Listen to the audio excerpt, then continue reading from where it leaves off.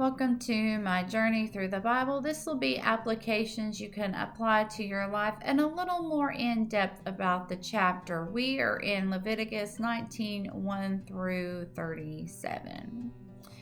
Now, while these may seem like a lot of rules, Jesus made it very simple for us. He says, love God with all of your heart and love your neighbor as yourself. These are the two greatest commandments. You can find that in Matthew 22:34 through 40. So if you love God with your whole heart, you're going to be respectful and honor him. You're going to hold him in high esteem where he belongs to be.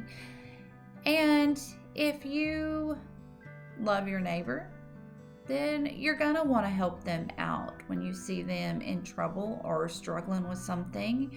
You're going to want to be a good friend to them because you're going to want a good friend if you're having hard times, or even if you're struggling with something. It's nice to always have that help. So when we treat our neighbors as ourselves, then we're always going to be looking out for their best interests. We're not going to try to get revenge on them. We're not going to try to one-up them, but we are going to try to help them grow in life in general, in their careers, in their faith. And God made these laws very simple for us to follow. But it becomes hard when we feel like we are missing out on things. The world has a way of pulling us in. Sin has a way of pulling us in as well. So we got to be sure that we stand on guard against evil and wickedness. And Jesus said that we will always have the poor with us. So in harvest time, they were to leave the outside of all their harvest for the poor or the strangers that were passing by.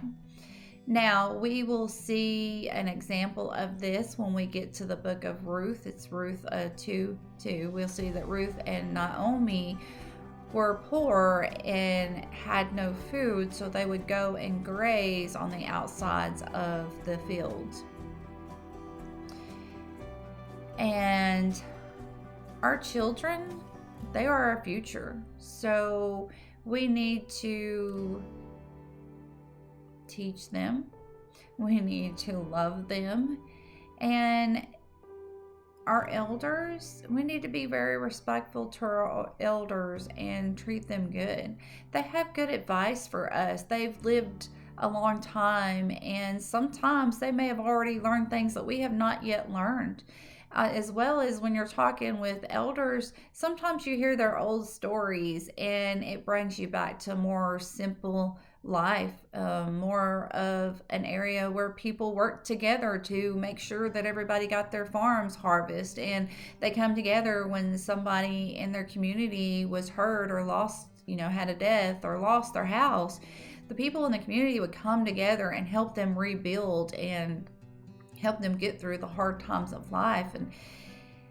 And so we need to make sure that we are checking in on our elders, make sure they have the things that they need, and then just spend time with them and listen to them. If you do, it'll really warm your heart. You might have some laughs, and you're going to build a close relationship with them. Also, we are to be nice to strangers, because when somebody new comes into your town, your church, your community, if you're nice to them, you have the opportunity to share with them the Word of God.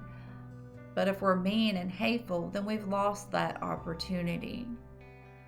So once again, God has put rules in front of us to help us to be safe and live a good life. And we would be really wise to work hard to try to obey those rules. May God be with you in everything and in every way.